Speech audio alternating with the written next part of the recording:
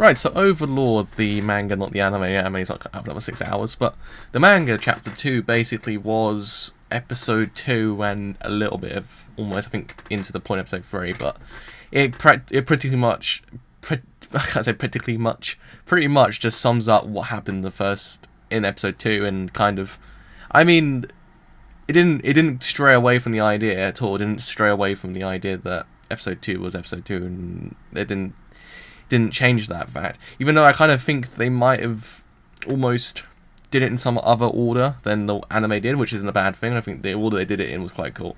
But I think the only thing that I could see wrong with this manga chapter was the actual artwork itself. Like, at points the artwork was really, really nice, and it actually captured Lord Mawara. I can't pronounce that guy's name. That one, Aizogul, as they call him. That guy, they kind of captured it sometimes really, really well, and in close-ups it's really, really good, but when it goes far away, the manga becomes really inconsistent with how the artwork works. I mean, when they had the whole, like, trio of people, when they had Overlord and all the other court guards, the artwork didn't look very good. It kind of looked a bit too meh. It kind of looked like when you have, it's like episode 8 of episode 9 this time of Gangster. The episode that had that kind of art, had that kind of thing where the distance kind of made the animation look really, really bad, and in the manga it kind of looked exactly the same. It didn't take away from the idea, it didn't break illusion for me, but it was just there. It kind of irritated me. The same thing with Moega, or Aizogul, as I call him. He kind of had that exact same thing. The art, how far he got away from the frame, it kind of hindered how the animation actually looked, or the manga actually looked.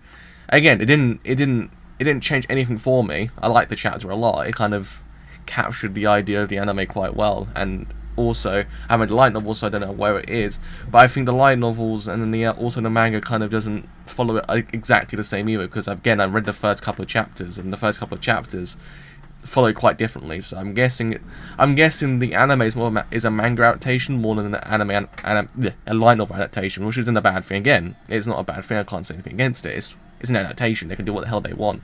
Sometimes an adaptation can be really bad, but again, I don't know. And also, like, the comedy is really, really good. It juxtaposes itself really, really well towards the manga and the anime. They juxtapose themselves really, really well, so it's not constantly in your face like, hey, look, comedy. No, it's just manga, and the manga always has a consistent tone. It has a bits of comedy, it has a bits of drama, and it works really, really well, and I liked it. But I think going forward, I think the actual manga itself is going to follow the anime quite fondly, so I guess there isn't much change in everything, so the way I look at it, I'm more looking at the fact that now the manga is more anime than manga. But again, check it out next week, because the manga chapter 3 will be reviewed. With all that said, I have been the driver, and I'll see you guys later. Bye for now.